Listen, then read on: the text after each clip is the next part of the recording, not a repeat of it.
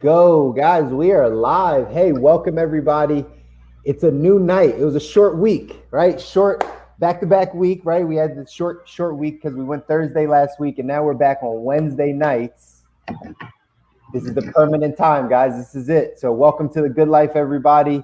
Again, we appreciate you jumping on. If you're following us on LinkedIn or Facebook or YouTube or over here on Instagram, hey, welcome. I want to have another great conversation with you guys tonight. Got my guys here. What's up, guys? Say hello first and foremost. Hey. Hey. What do you do, baby? Yeah. Welcome to Why Not Version Wednesday of the Good Life. That's right. Why not? Why not version? Oh, you said why not? I thought you Why said not wine. Wednesday? I thought you said wine out. Oh, are we doing that? That's what I heard. I was like, wine out. But either way, we're here, guys. New night, Wednesday. We're sticking to Wednesday nights. We got a great topic for you tonight. We're going to dive deep into entrepreneurship and some of those doubts and fears, the things that really cloud our brain from getting to the good life. Before we jump in, though, let me catch up with you two. Let's take a minute. Stu, jump in. Tell us what's going on in business, because a lot of times we don't get a chance to talk about these things. We just kind of come in. We've all been busy. We've all been rocking and rolling. But what do you got going on right now in business? Let the people know. Okay, word. All right. So for those of you that don't know, I'm an all-around life coach. I've ended up kind of getting into a bit of career and business coaching, just because a lot of people have more of a tendency to invest in their career than necessarily in their life. So that's been cool. And right now I've got about anywhere from, I would say, about 6 to 10 clients per week, and we sit down and we get into the details. Like we focus on, what decisions that they're really struggling on. We focus on, where they're trying to get in life and how we can take that big vision and figure out a plan and what's the first step. Where do we go from there?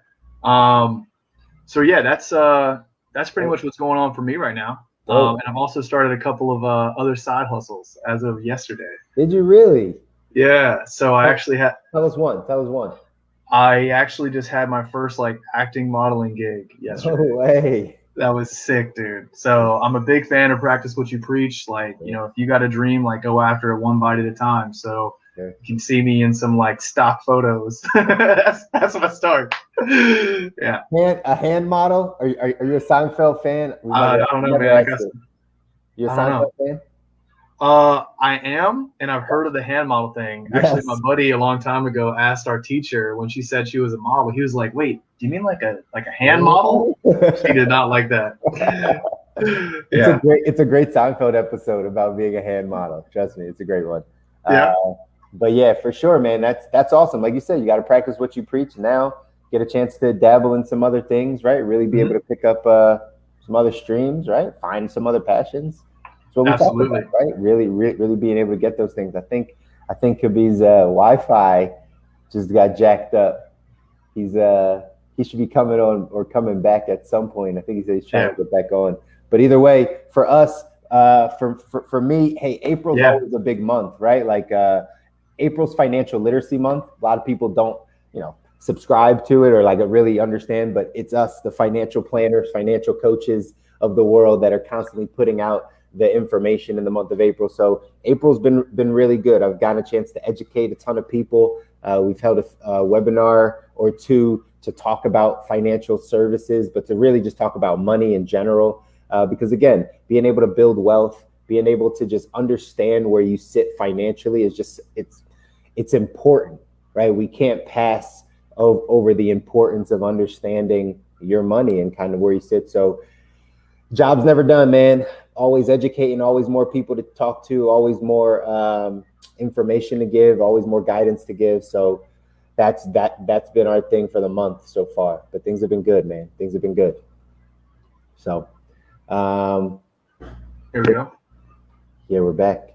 It's just me and you now, but we got to wait until Kobi comes back in. But either way, for everybody else that's checking in while Kobi is getting back on and jumping in, like I said, we want to have this conversation with you guys tonight.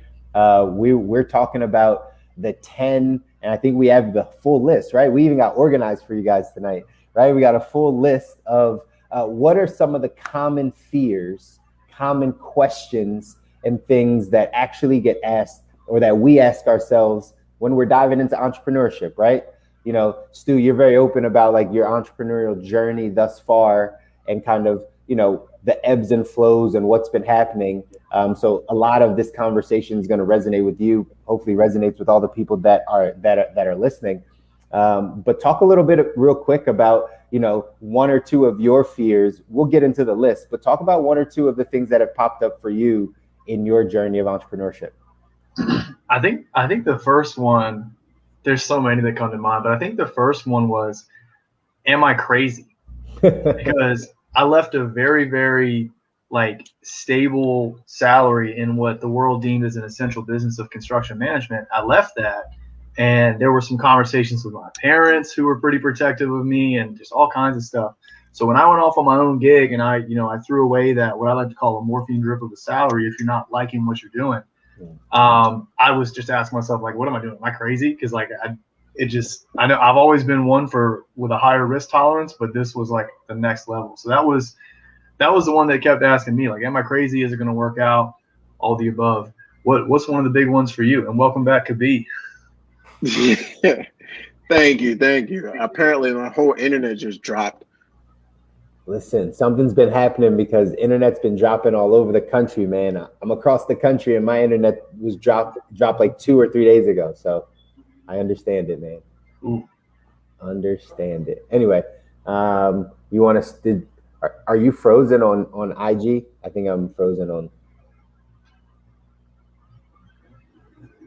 Let me get everybody back on there. Cool. But go ahead, Chris. I think you were going to say something, and then I'll Stu, just kind of going back to what you were just saying, just kind of some of the things that you were thinking about, right? As far as like, am I crazy, right? Parents not believing in you type of thing.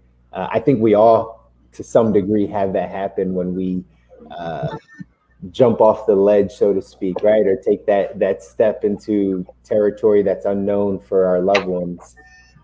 They kind of struggle a bit to support it. So it often leaves you questioning, like, did I do the right thing? Like, is this the right thing? Like, am I sure about this? So I completely agree and completely understand. Let's jump into this list though, so that while we're getting Instagram up and running, some of the top ones that we started to think about that every entrepreneur really goes through and asks themselves. I think one of the first questions that they ask is, am I ready? Right? Am I ready for this? Am I ready to be an entrepreneur? Am I ready to step into this arena? Give me some of your thoughts, guys, on what this means as far as like how people are looking at it. Are they ready? Yeah, I can hop in here. I think it's for me it was a couple different levels of am I ready? Am I ready financially? Like, can I sustain myself for a period of time? Am I ready to wear all of the hats? Because as much as you know, when leaving corporate, for example, it was all about, you know, I can do that. Kind of underestimate that. Oh, it's kind of nice to have a copy room, or it's kind of nice to have you know, people who are taking things off of your plate. So you forget all those things, all the little things, right? Stamps, like even going to the mail room in a corporate room and getting stamps. I don't know if you ever worked in a place like that. But I think, am I ready also comes down to really essential question that we'll probably tap on a lot later is, you know, a fear of failure. What happens if I fall flat on my face? So that's where I think the source of am I ready for me was coming from. Like, what happens if, bam, insert the worst possible thing that could come to mind. What do you guys think? Well, I think, you know, going off the idea of what happens if I fail, I think that question is so different for everybody that's considering going off on their own into entrepreneurship. You know, I think if for me being in, you know, essential business, I knew that if I did fail, it would be relatively easy to get a job in construction again. It's an industry that's always going to be there. It's always going to be hiring. It is a incredibly hungry machine. But I know a lot of other individuals that, that are in a less quote unquote essential business where the need is not always there. The machine is not always growing. And, when it comes to like asking that question of like, what happens if I fail? You have a couple of choices when it comes to starting off on entrepreneurship. You can either cut cold turkey like I did and just, I'm done. Here's my 2 weeks going right into the new path. Or you can build like a side hustle plan that's traditionally recommended, like all across the board, is like, build a little side hustle and see where it goes. And once the revenue starts to get up and you start to get a little bit more confidence with it, then you can shift to like a part-time gig or whatever. But that whole what happens if you fail thing, I mean, I think that's probably the biggest inhibitor to like everybody thinking about entrepreneurship. It's a great point. Yeah, that's huge. And that's key, right? Just my 2 cents on the am I ready question. I don't think you'll ever be ready, but you're never ready for anything in life for real. If you really think about it, right? They always ask like, you ready to have kids? So yeah, kind of, but you're not really ready, right? Like, are you ready to get married? Yeah, kind of ready, but like, you're not really ready. You know what I mean? Like all of these things kind of fall under the same place of like, yeah, you're ready, but you're not ever going to be fully ready. Like it's never going to be like, oh, all of the stars aligned perfectly. I had everything exactly where I wanted it. And then I started my business. It's normally not the way that it's going to work. But it is a real question that people ask themselves is, am I ready? Like, am I ready to take this on? And I think you have to sit with yourself and answer that question, whatever the answer is going to be. And that kind of leads into the second question of our topic. The second question that a lot of people bring up in their journey or as they're getting started is, well, the money thing. Will I make money? That's what makes a lot of people not think they're ready. I don't have money saved. I don't even make enough to invest in my business or whatever. So then this other side comes, will I make enough money? Will I actually make enough money? Give me your thoughts on that, guys. What do you think? Like this question that pops up, is it a legit question? How do we get people through this process of questioning and doubting and fearing what happens if they don't make enough money? I think it's a great question, man. I think it's an excellent question, and I want to start out by saying there's no good or bad in that. Like, there's just really no. If you're like me, you're gonna beat yourself up, like, oh, am I ready? I'm not ready. I'm ready. And you're like going back and forth all the time like that. But will I make enough money? Also, I think to go back a little bit. I think a lot of folks don't realize that entrepreneurship is in so many different forms. For example, if you want to get into real estate and you become a real estate agent, you're an entrepreneur. So the question of will I make enough money is very real because people don't realize it's a feast or famine industry. Like you either eating good, it's one of those. You guys ever seen Wicked Tuna? On the fishing network or whatever it is, Wicked Tuna, where they get this like 10,000 pound tuna and they go in and they make a whole bunch of money. Everybody splits it. But if there's no tuna, nobody eats. It's just like that. Literally, if there's no house sold, there's no house bought, nobody eats. You're an entrepreneur. Will I make enough money? It's a real thing. And I think it comes down to proper preparation that doesn't lead you into hesitation, too much hesitation, right?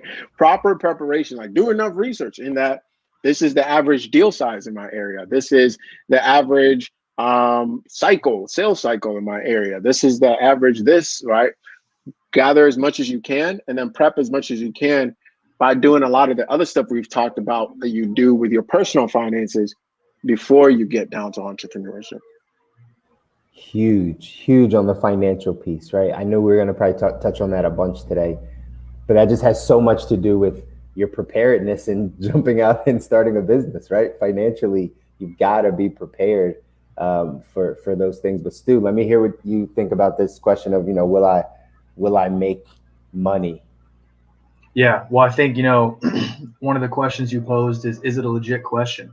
And Kobi kind of got at that too. And I just want to reinforce that is absolutely a legitimate question. Are you like the society we live in revolves presently or very heavily around money. So if you don't take the time to just simply analyze like what your fixed expenses, what your non-expenses are, and really try and get down to the bare bones of like, look, this is how much money I need to at least live paycheck to paycheck, at least bare minimum. All risk, where like if you total a car or something happens, like you're really on thin ice. Like, but getting to that question, getting to that number of knowing like this is how much money I need to make, having some type of business plan, some awareness of like I'll need this many clients, I'll need this type of package, like I'll need something X amount of times for me to live.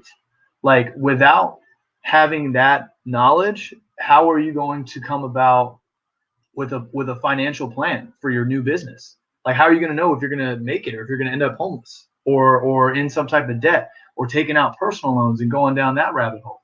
So I think it's an absolute legitimate question. I think, you guys both touched on like fundamentals of finances, like saving, having, rainy day fund, like for me, planning out like X months of expenses, because there is going to be a time when you start your business where you're not making the money that you can eventually make. That's like the most bland way I can put that. How I could also put that is you could go many months without making any money before all of a sudden you figure out the rhythm and you hit the jackpot and it goes up. It just depends. It depends on your business plan, how much thought you put into it, what you've laid before, like the groundwork you've laid before you got started. So I think that question is huge. I think for me, general recommendations, figure out, once again, number one, how much money do you need to survive? Like I'm not talking partying, drinking, any of that. I'm talking rent, utilities, and food, like bare minimum, like your car rent, your car payments, like things like that, like things that you absolutely have to pay. Step two, account for your business plan and the model of growth before you reach a certain amount of income. So that way you can figure out how many months of that bare minimum standard of living that you're comfortable with, how many months you need saved up before you get started. Because you do have to have something saved up, because you're going to have a lot of business expenses up front, certifications, different types of just upfront costs that you're going to have the capital for. So I think it's an amazing question to actually study, and don't just be afraid of that question. Like break it down into a plan, figure out the numbers. Don't let your fear like take control. Put it in Excel. Yeah, and I want to add to that a little bit here. I think it's also a question of, oh man, we took the question down, huh? Yeah, I think we should put that back up. The question went up and he froze. I know, right? That was it. The straw that broke the Wi-Fi's back. There we go. I put the question up for you, and then your Wi-Fi freezes, man. What's going on? I can hear you on IG. Now I can. Anyways, so I think we lost him again. But either way, as soon as he clicks back in here, everybody else, you guys saw the question, will I make money? Let me add my 2 cents while he gets back in. You said a couple things in there, Stu, that I could go either way with it. I had to write it down because I knew I'd possibly forget what you said about figuring out your bare minimum, right? Figuring out like, what is it that I need to bring in just to live paycheck to paycheck, right? What is it that we have to actually do? The scariest part about this is when people are starting off, because they're come from an employee side, typically they are living above their means anyway to begin with, right? So if you look at the bare minimum when you're at a job, it might be $4,000 a month. So then you think, how ever am I going to make $4,000 a month on this side of entrepreneurship? But what they don't often factor in is the fact that some of that 4,000 is fluff. It's not actual things that you need, because that's not your bare minimum, right? It's what you got comfortable in. And sometimes when you take that step in entrepreneurship, sometimes you have to take those minimum expenses from $4,000 to $2,500 and really find what your bare minimum is, because then that's what makes it more palpable for you to be able to transition out and go into that entrepreneurial venture that you want to. But a lot of times that bare minimum, you think it's more than what it actually really needs to be. And that's a hurdle that I think a lot of people have before they kind of dive over into this entrepreneurship side. And the other way I was going to take what you said just about making enough money, you said like you got to know your business. You got to know like how many clients do I have to bring this amount? How much am I charging? What are my profit margins? A lot of times people don't even know those things, right? Just how much do you make off of one thing that you sell if you're selling a product? How much is your service worth? How much is your time worth?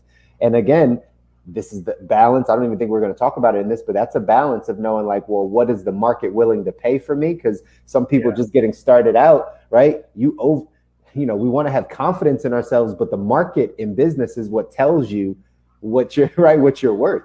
So you can't go charge $500 an hour and the market is going to tell you, no, I'm not willing to pay that for your limited knowledge or your limited expertise. So you might be down at $100 an hour and you have to be humble enough and okay enough to know that's where I'll be. Then how many clients do I need to make this amount of money, right? It's all calculated. You know what I mean? And while I love the level of detail you just went to, because like while we're on that, let's just use that number. I think you went from $4,000 a month. Can you still hear me, Chris? Yeah, I can. We're good. I think we went from $4,000 a month down to $1,500. So $2,500. Yeah, $2,500. Okay. So let's keep this example going. If you're realizing that the market average for someone with a decent amount of experience, credentials, etc., is $500 an hour, but you look at some of the lower end for people without experience, that's $100 an hour. Cool. So now if you got to make $2,500 over the course of a month, you're making $100 an hour. Then you've got to get 25x. If it's sessions, 25 hours exactly of whatever it is that you're charging. If it's a product, then you got to do the same type of math. It's very simple. Mm-hmm. A lot of people think it's very complicated, but it really does come down to that simplicity. The big thing that people have to watch out for is what are your business's expenses that are going to get those people to be in a position where they're providing you money for the value that you're giving them. Mm-hmm. So we're talking overhead. Thankfully, for a lot of what we do as like coaches, et cetera, the overhead's not that big. But I know a lot of guys who start off construction companies and they need to have tools. They need to have like a bare minimum number of hours to support people. Like, so no matter what, they get their guys 40 hours worth of work per week. Equipment, lay down area or some type of office space is another one. So like you have to think about your expenses. So my recommendation, we some type of Excel spreadsheet to figure out your own personal expenses and your bare minimum, like your real bare minimum, like Chris was saying, not just what I'm used to making per month. So this is how I behave. No, when you have to start from scratch and scratch and claw and hustle to start off a business, you're going to view your spending a lot different way. I stopped going out to eat.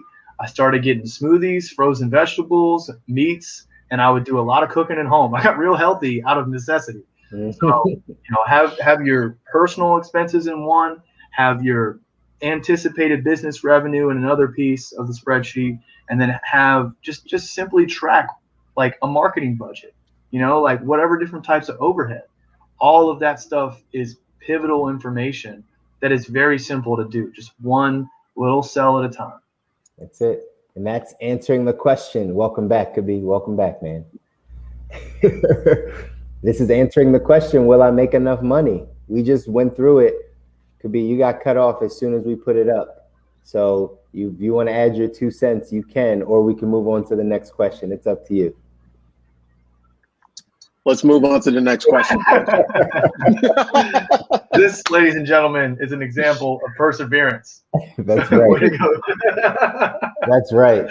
I literally had to go upstairs and reset the router to be like, what's going on? but Yeah. we're here. We're here. We're making it happen. So moving into that next question, because I think we did, hopefully that helped a lot of people. I know that right here, really quick, I know that Aaron said that this was perfect timing for him because this conversation is really resonating with him. So hopefully it's resonating with a lot of you out there. We appreciate you for checking in, Aaron.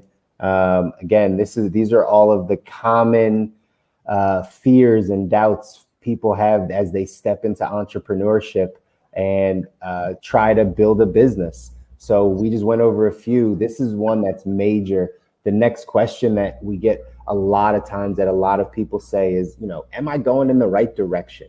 At some point when the road gets hard, because for everyone that doesn't know, the road is not always easy, right? It actually gets a little difficult. It can be a little bumpy. There are some challenges along the way and things to overcome.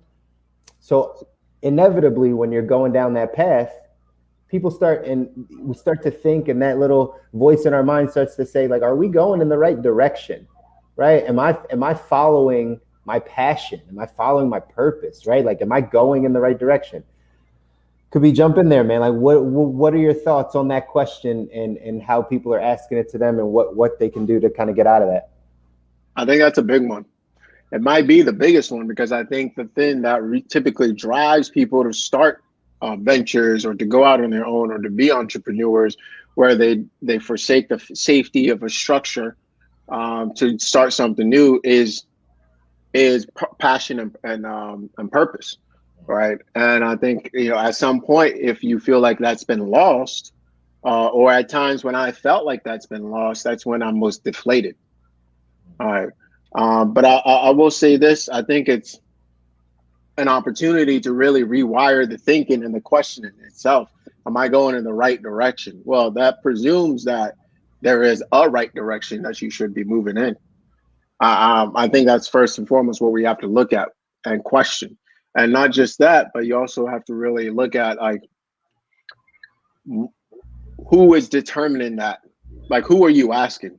You calling 411 and be like, hey, still going in still moving in the right direction, right? Like, who knows that to be true? And so with that said, I think you really have to look at the fact that you are the decision maker. So you get to determine if you're moving in the right direction. So you being brutally honest with yourself, or me being brutally honest with myself as to what is so, and how does that actually help me create what I want to create? Or am I just being a prisoner of the moment and just being a Debbie Downer because I'm hitting a little bit of a low and just questioning everything? Like, what's really going on? Yeah. So I think when in doubt, seek guidance. When in doubt, persevere, push forward. Yeah, man. That's big. Stu, jump in, man. Yeah. Well, I love the balance that you just played with, Kobi, of guidance versus perseverance. Like, I think it was there's some video clip running around of Will Smith mentioning, like, there's absolutely nobody on the planet that knows better what you want than you. Nobody. Like, everybody knows what they want for themselves, and a lot of people go around similar format that we are. So it's like suggesting things that work really well for us, but at the end of the day, you have to decide what you want and what's going to work for you. So I think when it comes to, am I moving in the right direction? For me, trial and error. I swear I'm like on repeat with that expression. That is like defined my whole life. Like, trial and error. Like, am I going in the right direction? Well, have you tried the thing that you're considering yet?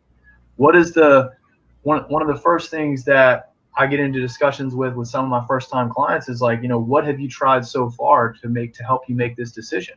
Well, I haven't done anything. I've just thought about it. Well, man, let's get some action steps together. Like, is it a quick class?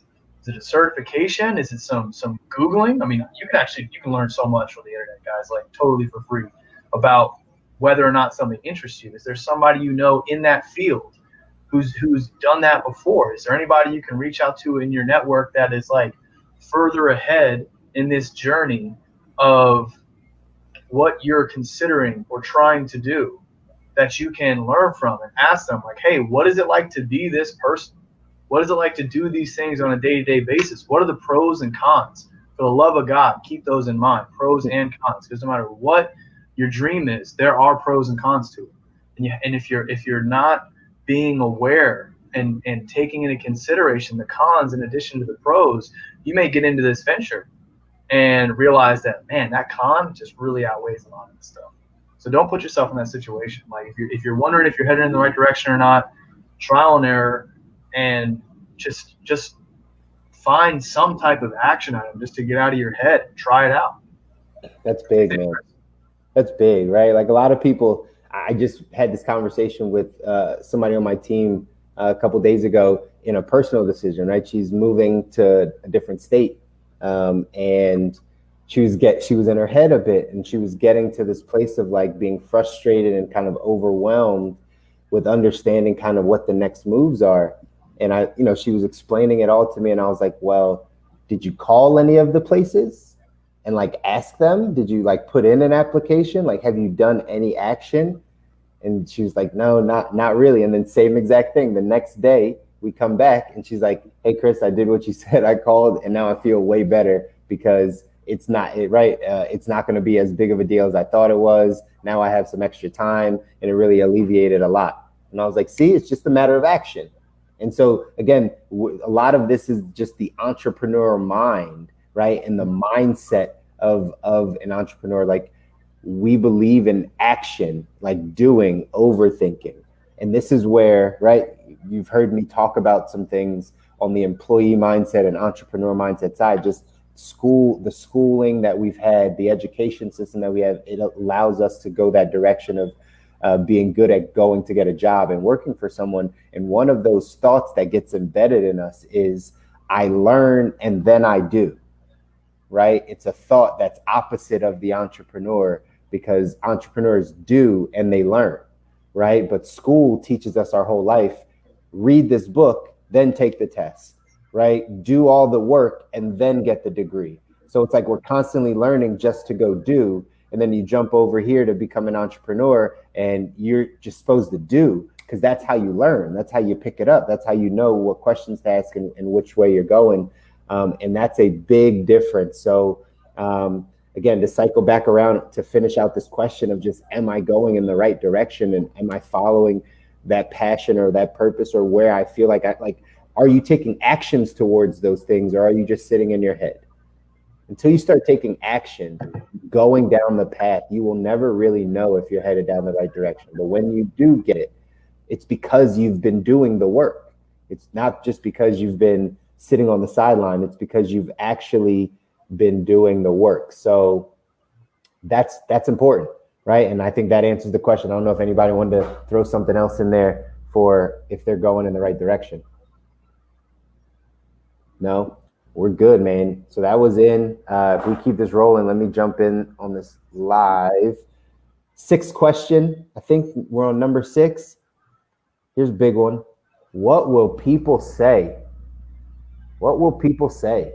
Like, how many of us and how many of you out there listening, right, have started a business or thought about starting a business or thought about any of those types of things, and then you tell it to somebody, and then all of a sudden they shoot down your dream, or they like poo-poo on your idea, right? They're called dream stealers, dream killers. They happen right away. But that causes a little bit of internal fear, right? It causes a little bit more of that reflective nature. The next time you go and try to talk to somebody about it, you might be like, what is somebody going to say? Right? What's my family going to say? What are my friends going to say if I start this business? If I do well, if I don't do well? What are some of you guys' thoughts on this? Jump in. Okay, I'll go for it. So, for me personally, I kind of hinted at it earlier. Let's see. Chris, you got the invite for that? I think it's coming to you. Cool.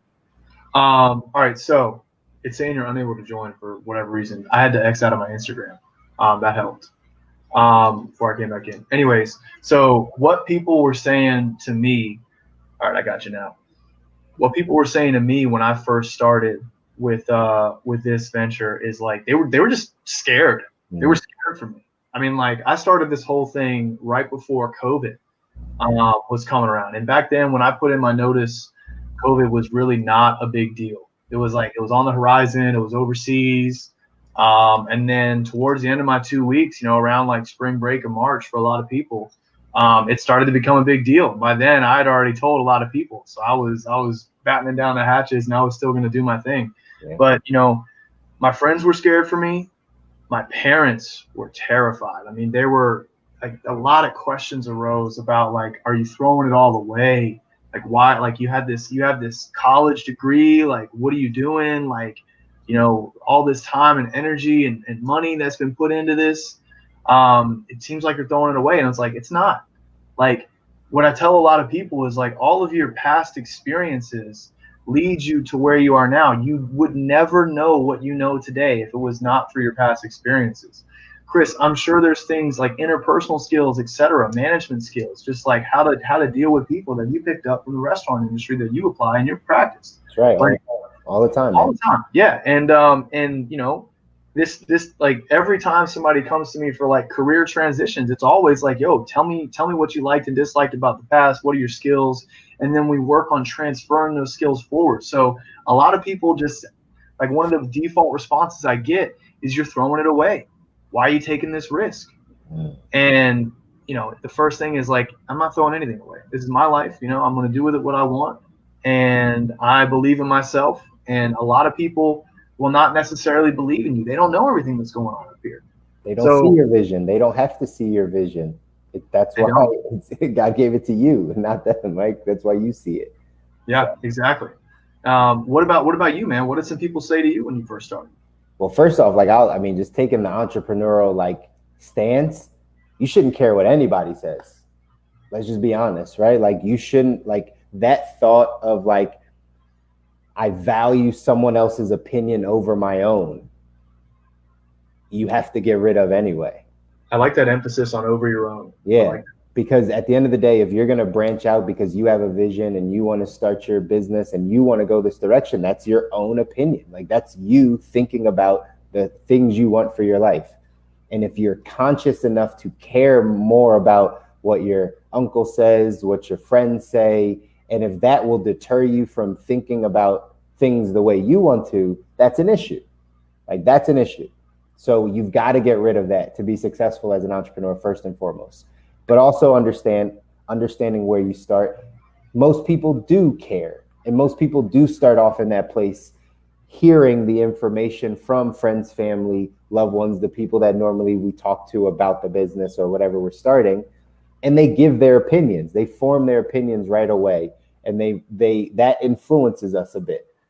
Yeah, I know when I left the Cheesecake Factory completely, my mom asked me a bunch, like, are you sure? Like, is this, again, same thing like you said, Stu, like this is what I went to school for. I have an associate's in culinary arts and a bachelor's in food service management. So now all of this schooling and all of this training and all of this goes by the wayside so I can go this direction. But it just didn't, the life that I wanted to live, the life that I was dreaming about and crafting in my head wasn't one of a restaurant manager after a while. So at a certain point in time, I had to stop being concerned with what other people would say, right? Or stop being concerned with what, somebody might think about my decision or whatever the case is. But at the end of the day, it's a real thought, just for everyone that's listening, that's branching in entrepreneurship. I don't want to deter you, right? Like it's a real thought to have, but you will have to build the muscle eventually of not caring and not valuing or overvaluing other people's opinions over yourself, right? That's really what it comes down to, man. Kobi, welcome back, man. You're going to get a welcome back every time you come back in. Welcome. Hey, listen, man. I'm almost embarrassed to come back this time, man. But I don't know what's going on with my internet. But we will. This too shall pass. That's right. This too shall pass. Right. We're gonna rock and make it happen. The question that we were just wrapping up on was, what will people say? Like, what are people gonna think about us? Throw your 2 cents in on what will people say. And this one is so critical. I'll speak from the immigrant household perspective. The expectation, the hope, is that education is the way out. And depending on what culture you come from, immigrant wise, you're gonna get a slightly different take on it. All right, if you're Indian, you got to be a doctor or an engineer. If you're African, be a businessman or a lawyer. Whatever it is, whatever your flavor is, that's what parents kind of expect. So what I'll say is, piggybacking both of what I heard you say is, at some point you have to be comfortable with who you are, what you are, and what you want to do, and be so comfortable that people become comfortable with it over time. Mm. This is I want to just give a head nod to my good friend Kwame, who passed recently. This is one thing that I take from his life, is that dude has such an impact because he just knew who he was. He went through 4 years of college and never drank once. That's just not what he did. Wow. Not once. He went through 4 years of college. It blows my mind sometimes. There's so many people, but yet he'll be the most lit dude at the party. Comfortable with who he was, knew who he was, knew what he was all about. And I think that comes here. This is not, it's funny because entrepreneurship is just like a little micro, slice or microcosm of life itself. So that's the 2 cents I have there. Absolutely, man. That's big. That's big. Well put, man. The next question kind of might have touched on a bit just by what will people say, but maybe it's what will people think. Those 2 things kind of go hand in hand a bit, right? What will people say? What will people think? But either way, right? We kind of just answered this question for the last one, but more about what will people say a bit, right? Like what are people going to say out of their mouth type of thing versus what are people thinking about you and your business or why you're moving forward in a business like that, right? Those things are a bit different. Sometimes, having negative word of mouth, right? If you know people or whatever the case is, and they give you some bad feedback or bad word of mouth, that could be a hindrance to your business, or something about your character that they know about you before your business. So again, all these things come into play, and they're real questions, guys. Again, we're just giving you the real questions that we know entrepreneurs are starting to really think about as they're going on their journey. Right? Here's another one, just quick. Will I have to return to work? That fear of man, I might have to go back to work at some point. What if I put myself out there and then all of a sudden got to go back to work? Real thought, real feeling. How do you get through that, Stu? Talk about it a bit. I love this question because to me, what's up, John? To me, every time this question comes up, what if I have to go back to work? So what? So what? You gave it a shot. You tried. That's so much more than so many people. There's absolutely no shame in taking the shot. No shame. Mm-hmm. If you go out there and you give it your all and you realize it's not quite working out, go back to the drawing board, go back to some steady income, build it all back up again, and go back in to the game more informed. Absolutely more informed. It's a first draft. Chalk it up as an L, but look at the lesson learned and take it into next time. What if you have to go back to work? To me, that's the biggest safety blanket I could ever give myself without actually inhibiting my dream of moving forward. So what if I have to go back to work? So what? That's okay. There's no shame. If you've already gotten past the point where your belief in yourself is so much greater than what other people may say or think, then it doesn't matter. There's no shame that can ever be thrown at you that actually sticks, because you know in your heart that you gave it a shot. So you go back to work, go back to the drawing board, come back more prepared next time. It's all good. Welcome back. That's how we look at it. That's huge. That's huge. What do you guys think? Welcome back is right. And Danette said, thank nice you, Danette. Most of what I've gotten, I was thinking about doing a little content piece on this to sidetrack this. It's a derail Ravis. Is do a little poll on this because I still like what people are gonna vote because now I'm curious. About what? I missed it. Oh, which hair? Short hair or locked? Got it. I think You guys got a quick take. I must say. Say it again. I think he had the locks locked down. I'm not gonna lie. You get it right. Yeah, 100% right there, but it was solid. It was solid. I mean, this is too. It's very fresh, very clean, but I like the locks, man. I don't know, man. Both look good, but I'm partial to the low boy, right? I'm partial to right. You got to stay there, man. Not biased at all. Not biased, just a little, right? Only a little, but absolutely, man. Looking good though. Yeah, what do you say? Curious what you say if you want to put your vote in here. Your vote means a lot. You're one of those mega voters. One of the mega voters. That's right. Before we move on. Before we move on, quick thing with the think and say, I think the distinction there a little bit is really realizing is that a lot of that battle is in our own heads. Like people actually saying something is like maybe 50%, but the other 50% is what we're running through our heads as entrepreneurs constantly about. Oh, what does this person say? What does this person say? What does this person think? Or what are they thinking of the business, et cetera, right? Like driving ourselves insane. And it's funny that note that a lot of this stuff isn't too different for real, just like doing life and being an entrepreneur. So just throw that in there a bit. It's huge. They go hand in hand. Life, entrepreneurship. I always try to tell people, right? Like once you step into entrepreneurship, you actually start to learn so much more about life. It's the other, right? Like that's what it does. It exposes you to not only who you are, but it exposes you to life. It exposes you to opportunities and possibilities and new ways of thinking and new ways of being. And I'm a big advocate for entrepreneurship. You know, there's people out there that say like, not everyone can be an entrepreneur, right? Somebody's got to work for people. And I'm like, I get it. But I just think that we all have a talent, a gift. There's something that we can move and press towards. And if that means we can monetize it or right, build a business around it, then I think it's best to go after that thing, no matter what it is, rather than settling for the job. Like I just, it's not about being the Michael Jordan or right, the Elon Musk or the Jeff Bezos. Not everybody's going to build a multi-billion-dollar company. But, Gary Vee says this, but you might be able to make $40,000 a year doing your passion.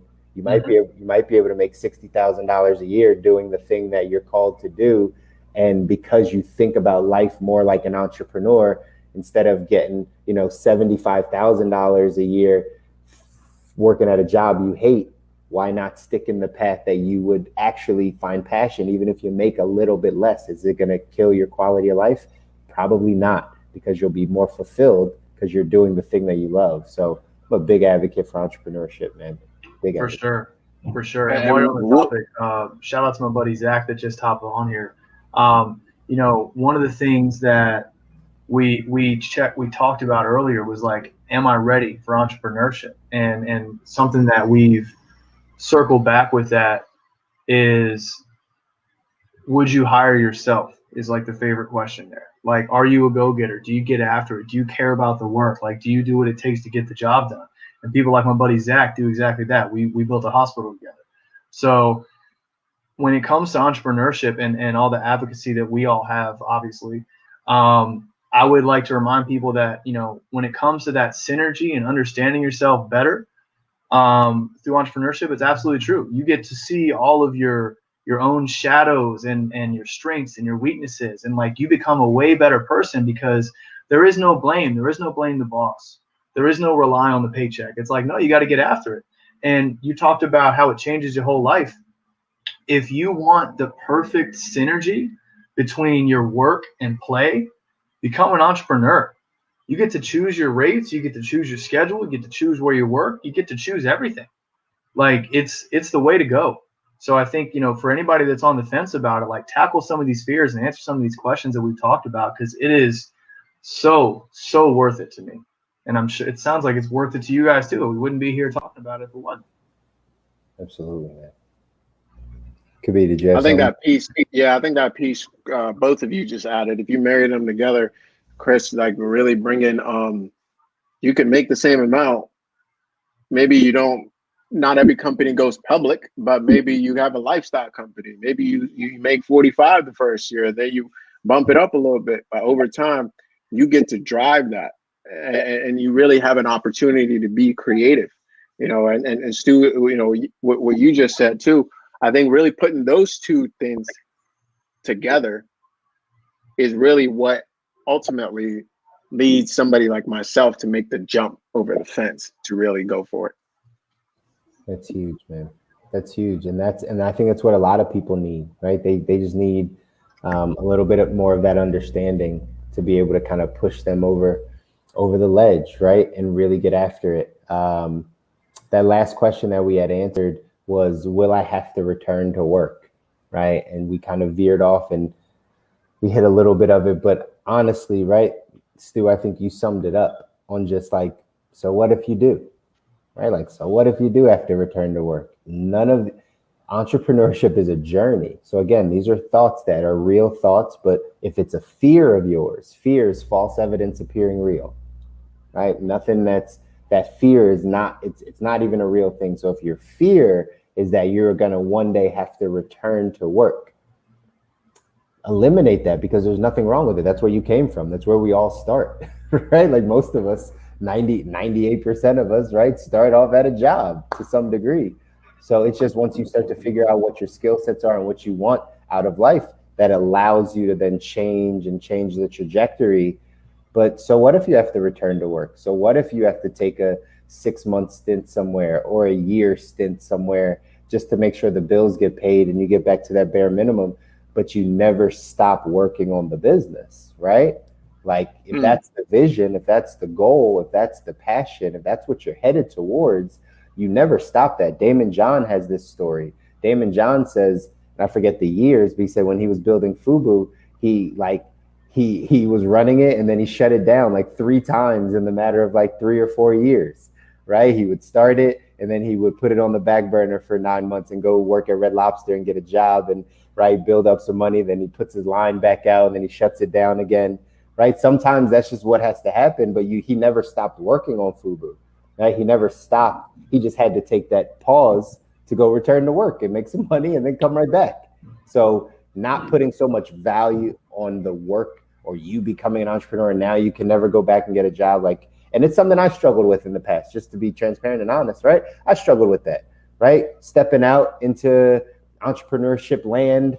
Right. And you're like, this is what I do. But then times get rough financially. And the question does always pop up, like, should I go get a job? Like, it's our safety. It's what we know.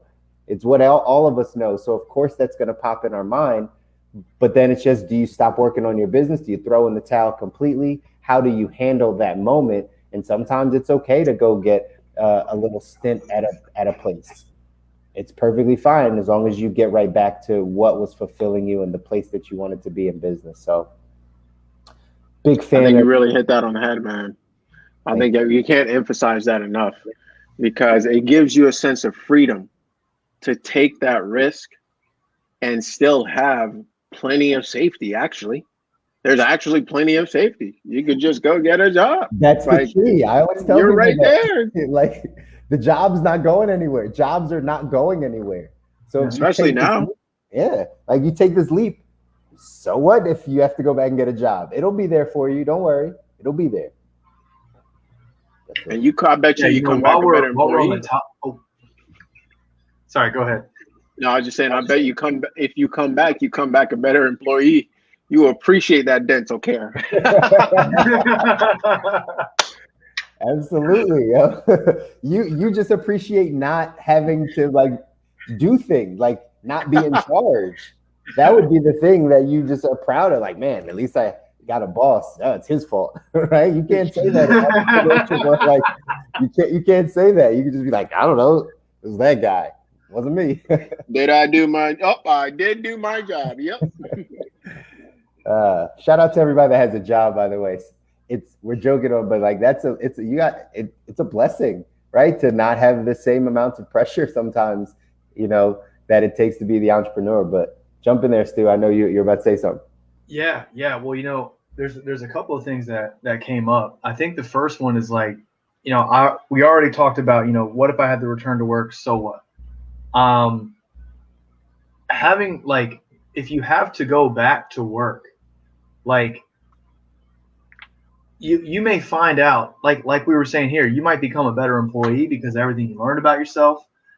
You might find yourself out of your comfort zone in a different industry because of everything you learned. You might actually go on I actually know somebody that just mentioned this to me today.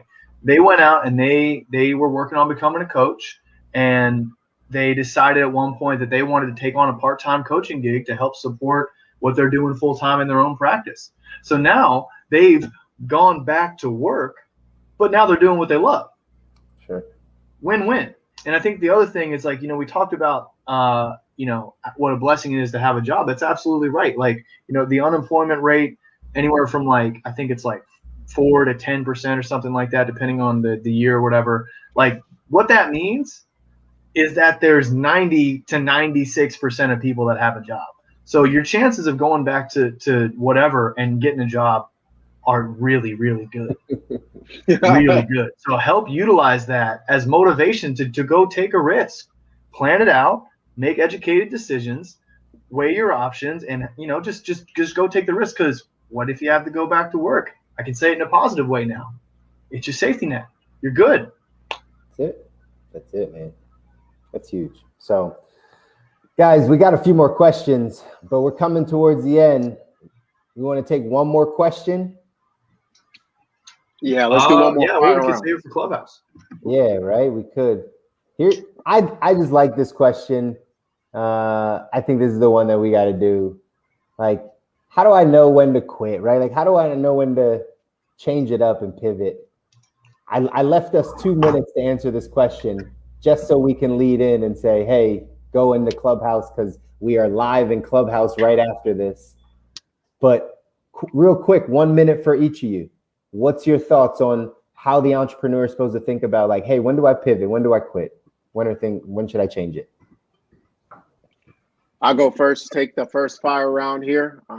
So for me, the answer lies in the question itself. When do I know when to quit? What is your definition of quitting? And what are you calling quitting? I think that's where some insight really lies. And I would rephrase it to, how do I powerfully complete? Because you powerfully complete every business, regardless of if you're the founder or not. There's lots of founders that are no longer involved with their business. They didn't quit necessarily. Some were pushed out. But there's a lot of that going on as well. Speaking of founder, it's funny, we mentioned that a little earlier. I will give the rest of my time to Stu. So I think on my end, I love how you're always getting specific with the definitions. I think it's crucial. Like if quitting means going back to work, just to play off of that one, then I would say, that you have to go back to work when all of a sudden you're amassing debt and it's beginning to get a little bit too uncomfortable. It's beginning to get away from you. There's a good chance that you take on some debts when you start a business, but if you get to a point where you're looking at it and you've been tracking your progress and you've been tracking, like, let's say your credit card debt for whatever purchases you're making for your business, if it starts to get to a point where you cannot fathom being able to take a chunk out of that, like the interest rate on your debt is larger than you'll be able to work on and narrow down and get revenue from your business, maybe that's a good opportunity to consider getting a part-time job to supplement that. Or go back to full-time, make this thing a side hustle as you iron it out. But that's not, like Kobi was saying, that's not necessarily quitting. You could be going through with what Chris had with the FUBU example. So going on and off. Exactly. Yeah. 1,000% true. You guys hit the nail on the head, and I think that's a great way to wrap up. You don't even need my 2 cents because you guys said it. You made it happen. Again, gave you a quarter. There we go. So knowing when to quit, it's really about perspective. It's really about what your definition of quitting actually is. Let's jump into Clubhouse, guys. Another Wednesday. Well, this is the first Wednesday night. Again, we're coming back now every single Wednesday night for this live stream Thank you for joining us. Facebook, YouTube, LinkedIn. Thank you so much for joining us. We're coming back next Wednesday. For now, let's jump into Clubhouse. Let's finish up this conversation. Hopefully you guys all took some great stuff from it. And this week, hey, continuing to live the good life. We'll see you in Clubhouse.